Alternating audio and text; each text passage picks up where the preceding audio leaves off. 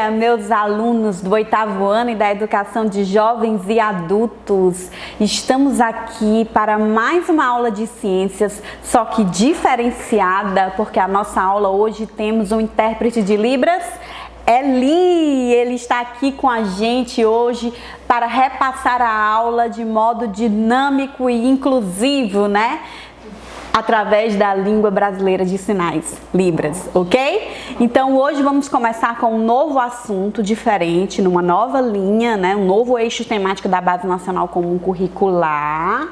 Vamos começar com o assunto previsão do tempo, é o capítulo 10 do nosso livro didático, ok?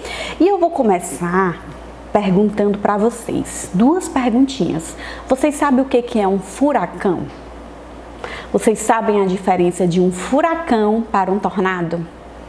Bom, na aula de hoje nós vamos conhecer tudo isso, ok? Vamos lá? Bom, gente, antes de conhecermos sobre os processos, sobre os envolvimentos da previsão do tempo, nós vamos conhecer alguns conceitos sobre o ar, né? Porque quando falamos de tempo, nós falamos do movimento das massas de ar, a gente fala sobre chuva, não é? Então, antes de conhecer tudo isso, vamos conhecer a configuração do ar. O que é o ar? Bom, qual é a relação do ar, da nossa atmosfera, com a temperatura? Bom, gente, o ar que está na nossa atmosfera, ele pode sofrer aquecimento ou ele pode sofrer resfriamento, tá certo?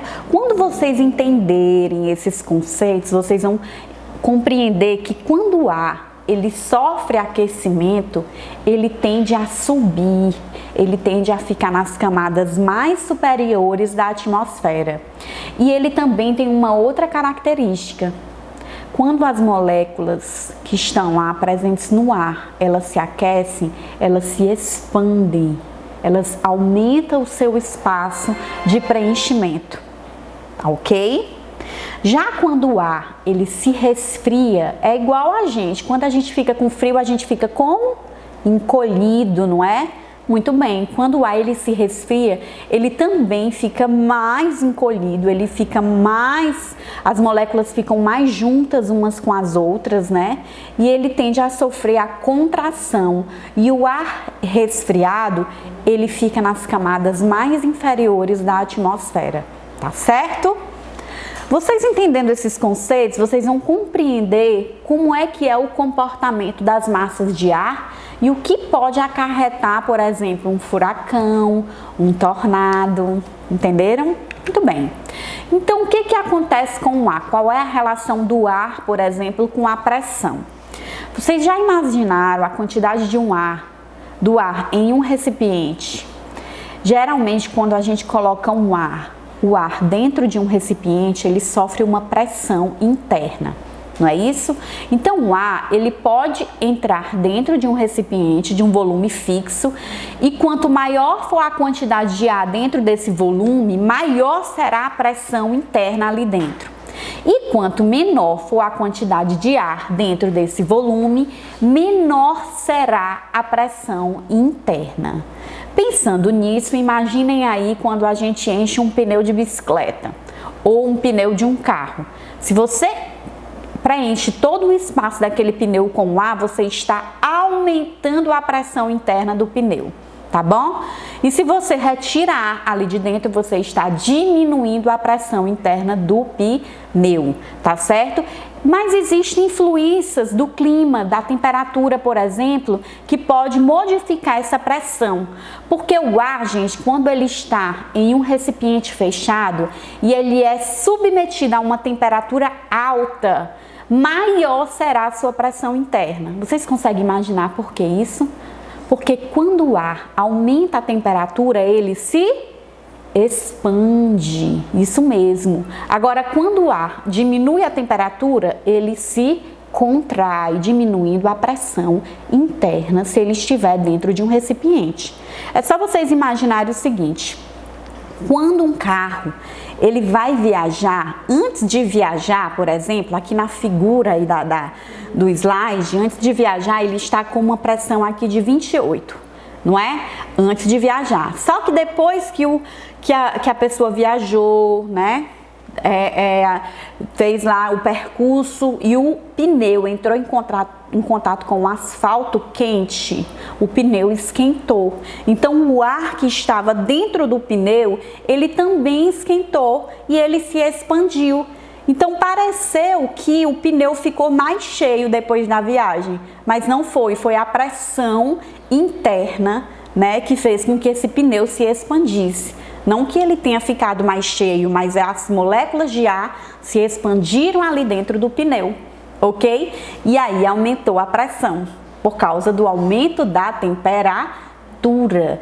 E com esse conhecimento, pessoal, na indústria de cosméticos, por exemplo, eles conseguem produzir, por exemplo, desodorantes aerosóis, onde se coloca o ar ali dentro, né? O ar com substâncias cosméticas, né? Para expandir o perfume e tudo, eles colocam o ar dentro de um recipiente fechado, bem contraído e gelado, porque aí consegue armazenar uma quantidade, né, de líquido no estado gasoso maior do que se ele não estivesse numa temperatura baixa, tá certo? É por isso que esses recipientes aerosóis aqui, que contêm ar dentro deles, ar numa temperatura bem baixa, eles não podem entrar em contato, por exemplo, com o fogo, porque eles podem explodir, né? Explodir e liberar materiais metálicos ali, né, no ambiente e ferir alguma pessoa. Por isso que é muito perigoso, né? Não pode entrar em contato com a quentura de uma vez, porque aí as moléculas de ar que estão lá contraídas a uma temperatura bem baixa, elas podem, se expandir e conseguir, né, superar a capacidade do recipiente. Gente, quando vocês começam a aprender essa questão da característica do ar dentro dos recipientes fechados, do ar, como ele se comporta na atmosfera, vocês vão começar a entender os fenômenos naturais que ocorrem no nosso planeta, tá certo? Como compreender isso? Vamos pensar bem no ar quente. O ar quente, vocês aprenderam o quê? Que quando ele está numa temperatura maior, o ar, as moléculas vão se expandir e elas tendem a ficar nas camadas mais superiores da atmosfera. É só vocês pensarem, por exemplo, nas fumaças das indústrias. Gente, a fumaça da indústria, ela não sobe porque, enfim, ela sobe justamente por causa desse fenômeno, porque as moléculas de ar, elas tendem a subir, isso é natural. Do mesmo jeito como funciona um balão, né? O balão, ele funciona porque existe um maçarico aceso ali, né? Que faz o quê? Que faz com que aumente a temperatura do ar que fica ali dentro daquele balão. E aí o balão consegue subir, né? Ele aquece o ar no interior do balão e o balão consegue subir. Olha aqui a estrutura do balão, ó. Aí vocês podem ver aqui os painéis, né? Aqui, né, as gomas do balão, a válvula do paraquedas, que fica bem aqui em cima. E aqui a gente encontra um maçarico que aquece o ar e faz com que esse balão suba, tá certo? Por isso que ocorre, né, por isso que as fumaças das indústrias também sobem, porque o ar quente tende a subir. Mas existe um fenômeno que nós chamamos de inversão térmica. Esse fenômeno da inversão térmica, o que acontece? É quando o ar, né, ele é aquecido por causa da dispersão dos poluentes, ele não consegue subir para as camadas mais superiores da atmosfera. E aí ocorre uma inversão, em vez dele subir, ele desce. E aí ele fica ali preso na camada mais baixa da atmosfera, né? Dispersando os poluentes jogados ali pelas indústrias, né, pelo ser humano, na própria cidade. É por isso que quando a gente olha ali para a atmosfera, por exemplo, de São Paulo, né, ou aqui mesmo nessa figura que é a foto da cidade de Belo Horizonte, né, quando ocorre dias de inversão térmica, é como se tivesse um manto cinzento de poluentes sobre aquela cidade. E aquele manto cinzento é um fenômeno que nós chamamos de inversão térmica, ok? Conseguiram aprender direitinho? Muito bem. Agora a gente vai entrar para a questão dos fenômenos naturais. As brisas à beira-mar. Vocês sabem como é que funciona a questão das brisas à beira-mar? A gente tem dois tipos de brisa, a brisa marítima e a brisa terrestre. Como é que ocorre isso? Qual é a diferença entre brisa marítima para brisa terrestre? Hein? O que vocês acham? Bom, gente, na brisa marítima, né, ocorre o deslocamento do ar quente, né? O ar quente aqui, gente, ele está representado pela cor vermelha e o ar frio pela cor azul. Então, acompanhe este raciocínio aqui, tá certo?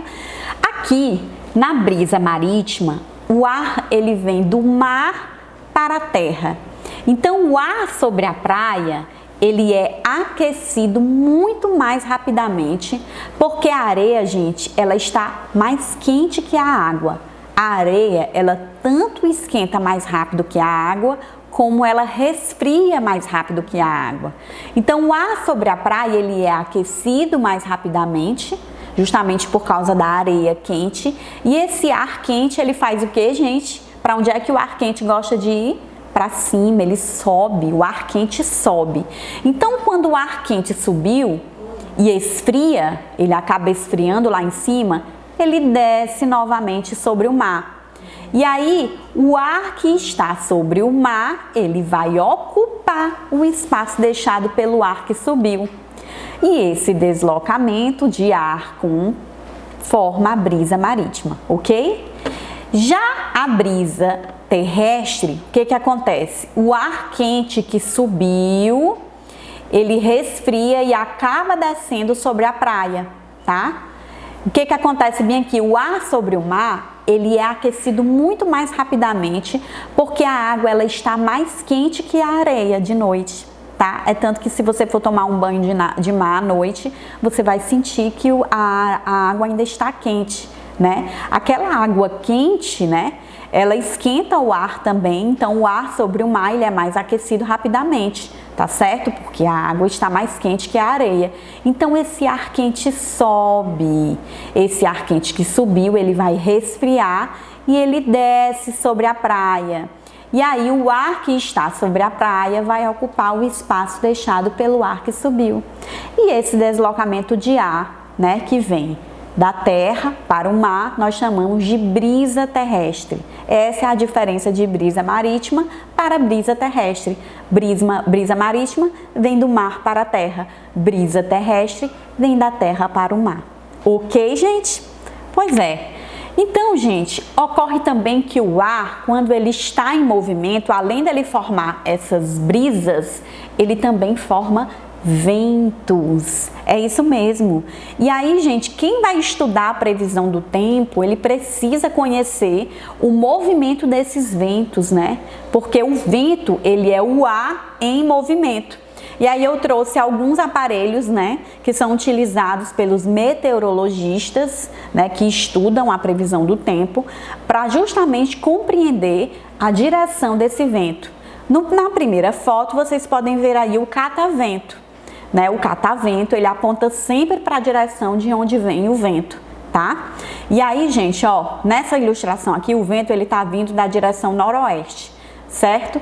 E ele fica entre a direção norte e oeste, tá certo? Norte e oeste, certo? Aqui nós temos a biruta, que ela se parece com um pé de meia, gente, aberta aqui nas duas extremidades. E aí ela tá aqui tremulando o vento. Já subtende-se que o vento, né, ele tá vindo daqui para cá, fazendo com que essa biruta fique nesta posição aqui, tá certo? E aqui nós temos também o anemômetro. O anemômetro, ele gira quando o ar em movimento, ele bate nas suas conchas, que são aqui, ó, onde eu estou apontando aqui para vocês, tá?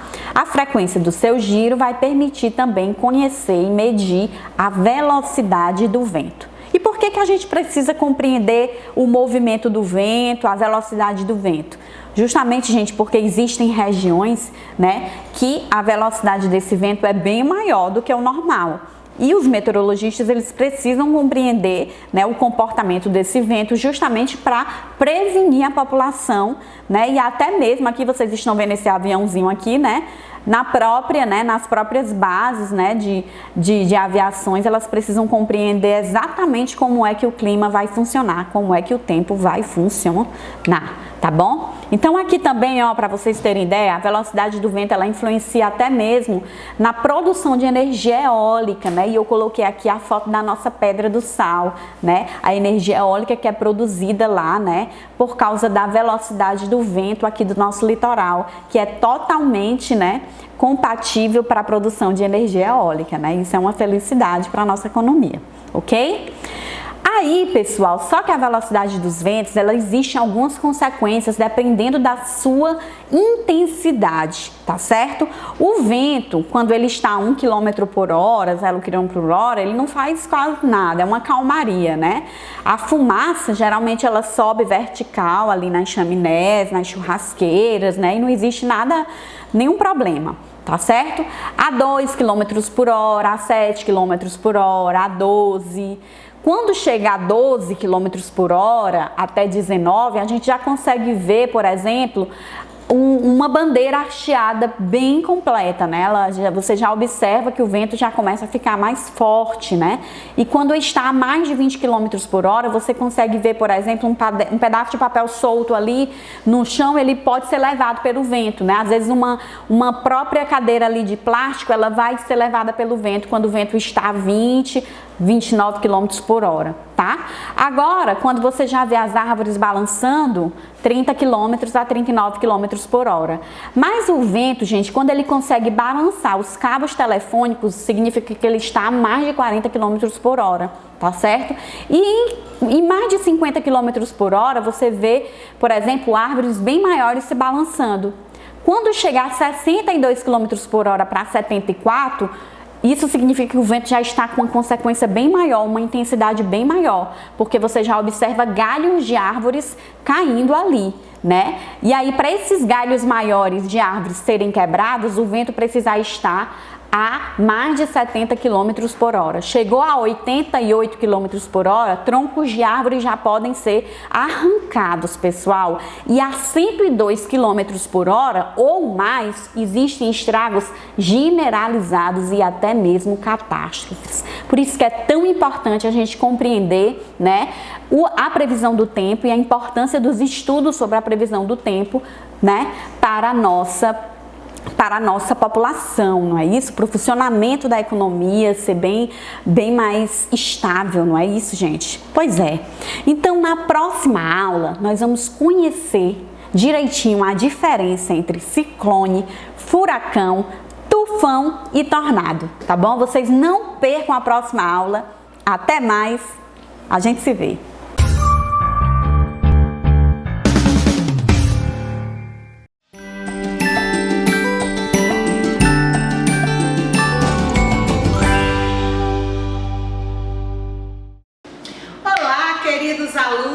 Estamos aqui mais uma vez para a nossa aula de História. Você é aluno do 9º ano, sou professora Francileuda. Estamos aqui hoje para falar sobre a Segunda Guerra Mundial. Me acompanhe em mais uma aula. Bom, como nós falamos na aula anterior, a Alemanha tinha passado por um processo muito complicado com o fim da Primeira Guerra Mundial. Isso, através do Tratado de Versalhes, houve a desmilitarização da Alemanha, que era um serviço militar fortemente armado, e que aí então ficou obrigatório para eles que eles proibissem a utilização de armamentos, o pagamento de pesadas indenizações sobre a guerra e também a perda de alguns territórios denominados colônias. Isso aí foram um dos fatores que contribuíram, tá?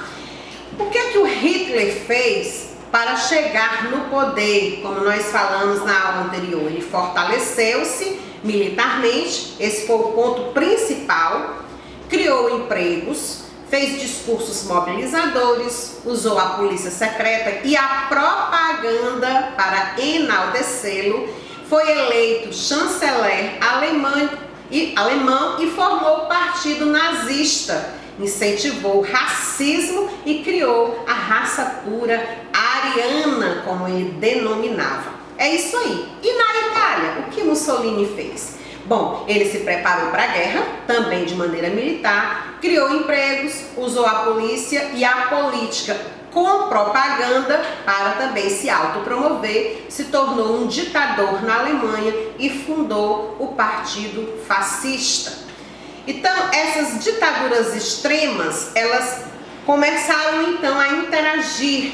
E esse poder total do ditador era que controlava esses dois países. Então a censura, tanto em jornais, livros, no rádio, o partido único, né, só poderia existir um partido, uma política baseado no policiamento, que eliminava qualquer tipo de oposição, e o controle do que era ensinado nas escolas. Esses eram fatores preponderantes para que essas ditaduras de extrema direita subsistissem.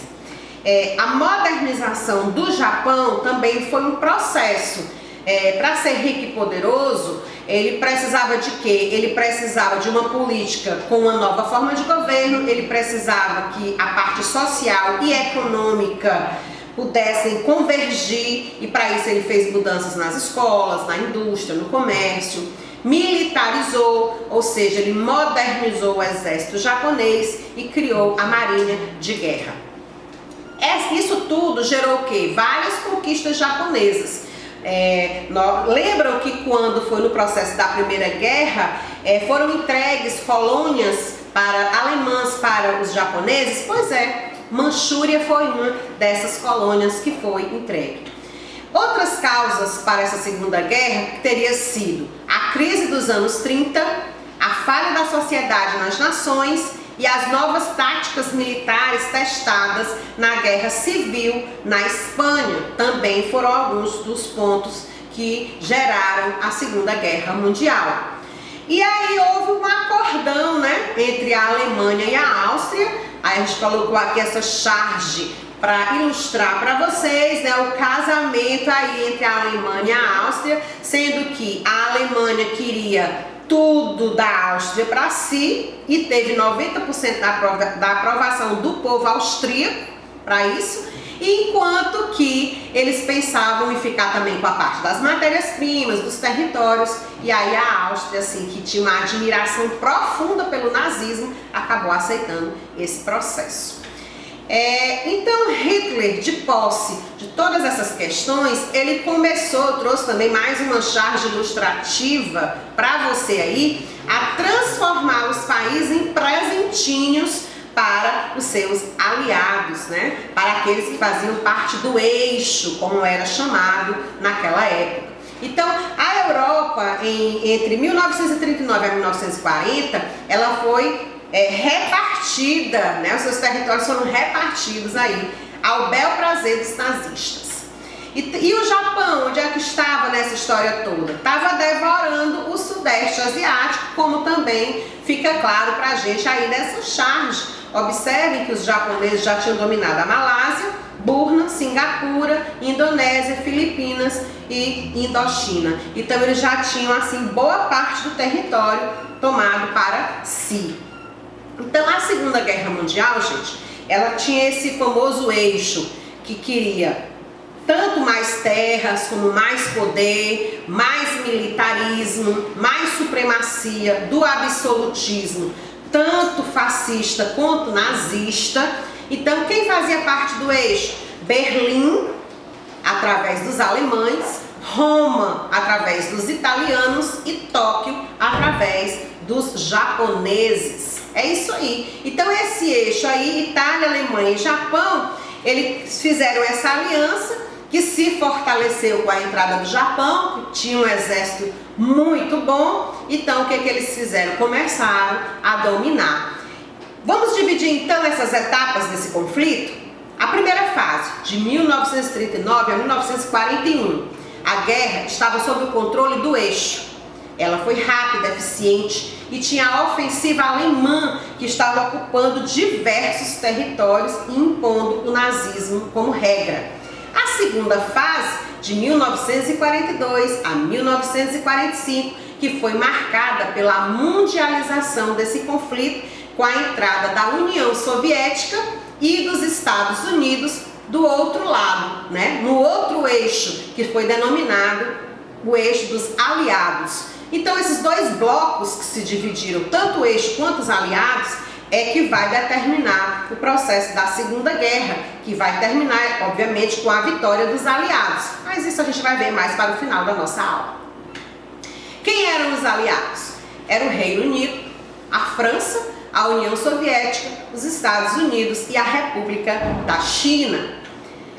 Como foi dividida essa guerra? Ela foi dividida em 3 frentes. A primeira foi a Guerra Ocidental, na Europa. A segunda frente, que foi a guerra na Europa Oriental. E a terceira frente, que foi a guerra no Pacífico. Então, essas 3 frentes vão aí fazer parte desse contexto da Segunda Guerra. Nisso tudo, lembra na aula passada que nós falamos sobre um processo histórico muito triste, que foi o Holocausto, que nós colocamos um vídeo para vocês com cenas terríveis do que foi esse período histórico, na matança, extermínio dos povos judeus, dos homossexuais, das pessoas com deficiência física, de todas as pessoas que eram consideradas irrelevantes para a sociedade, exatamente por não serem da raça pura ariana. Pois é, esse holocausto, o que ele trazia para esses trabalhadores? Primeiro, tinha o comboio da morte, em que muitos já morriam no percurso para chegar aos campos de concentração. Tinha pouca comida, como vocês viram no vídeo, quase não tinha comida, muita gente morreu de fome, morreu de frio. Tinha também os trabalhos pesados e o pior de tudo, a câmara de gás, os fuzilamentos, tudo isso fez parte daquilo que nós denominamos os campos de guerra, que gerou historicamente o Holocausto. Então, esse período, a gente vai entender então que no primeiro momento o eixo caracterizou-se pela ofensiva alemã.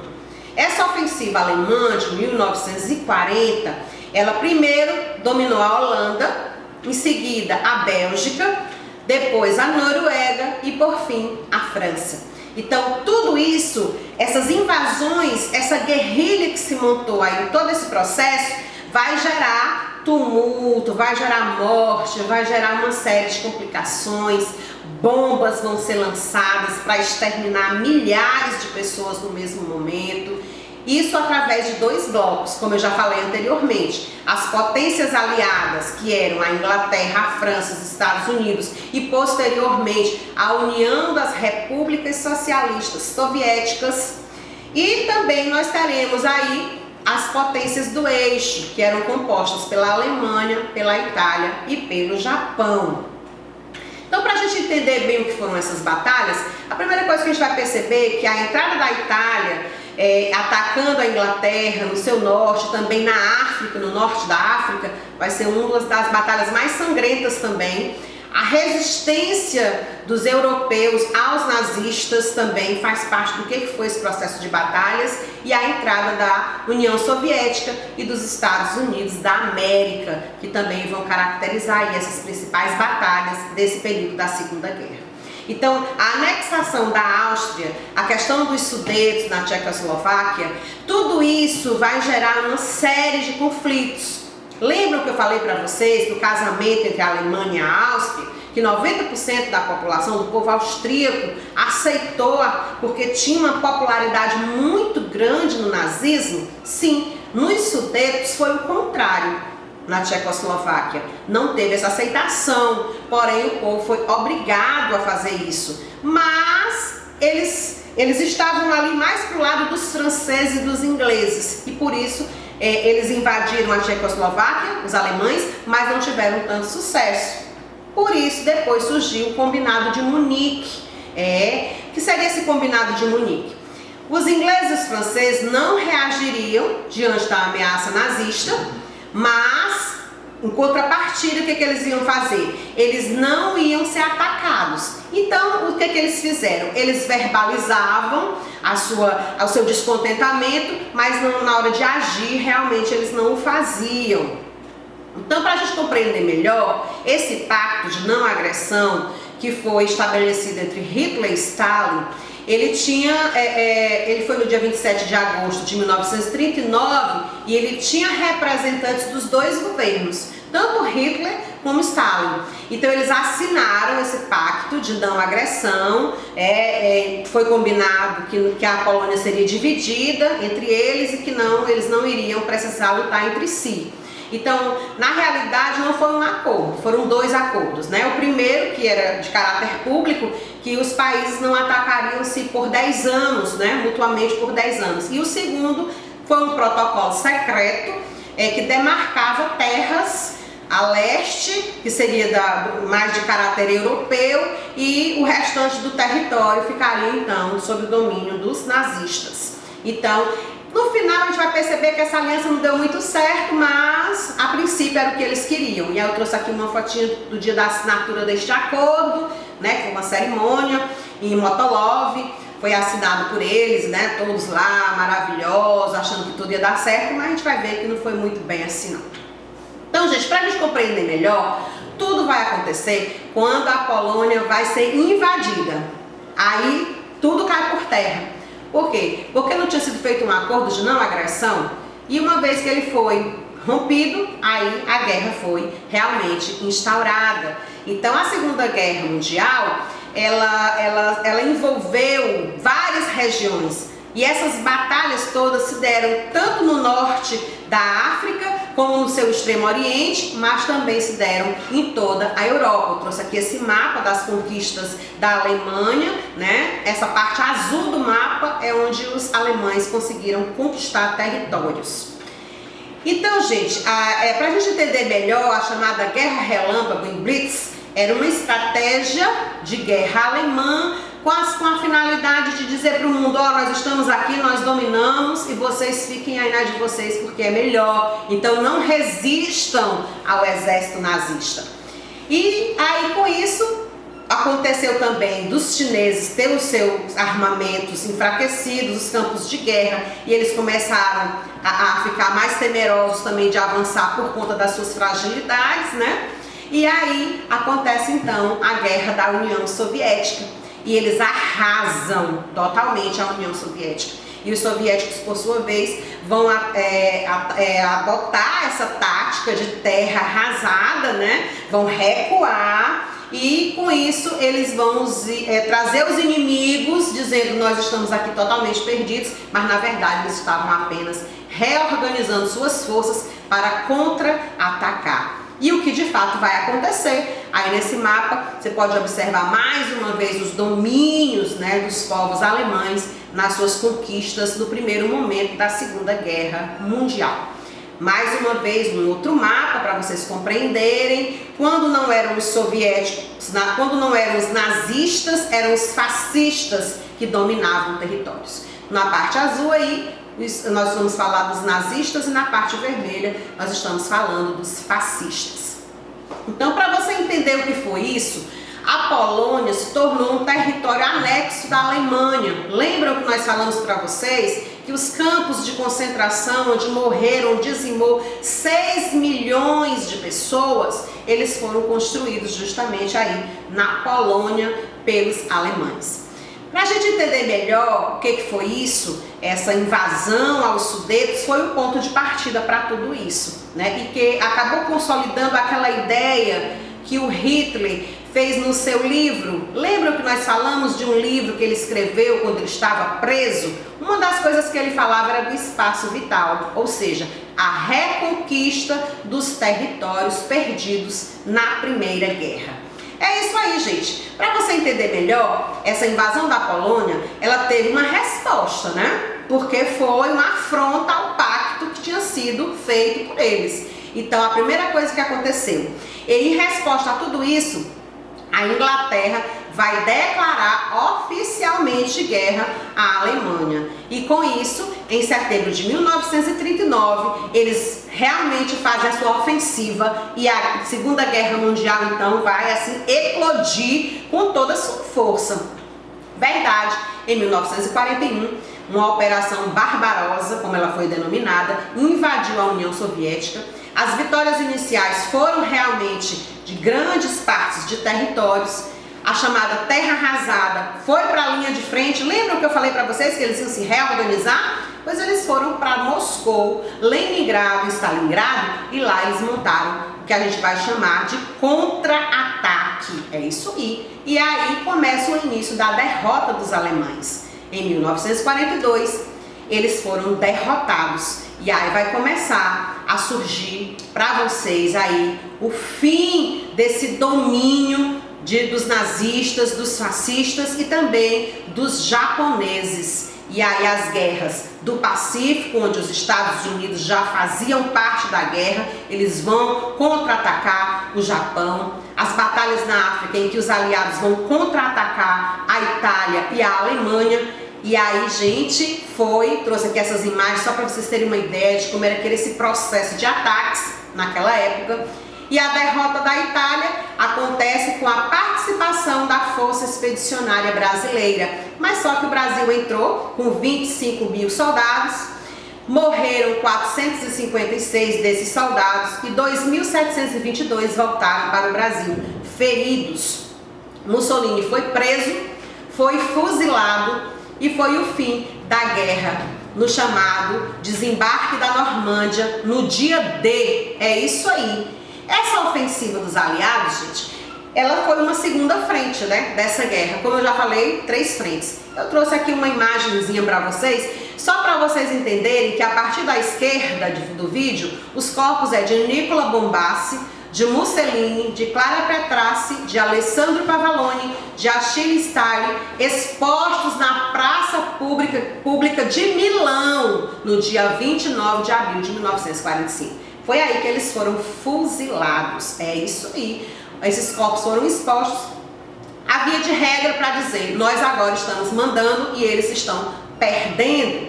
Então, a Alemanha o Mussolini já tinha sumido do mapa. Os aliados agora estavam cercados pelos todos os aliados ali em torno dos alemães e os alemães não sabiam mais o que fazer.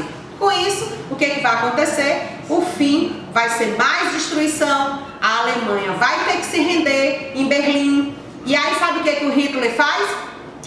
Ele e a esposa se automutila, morre.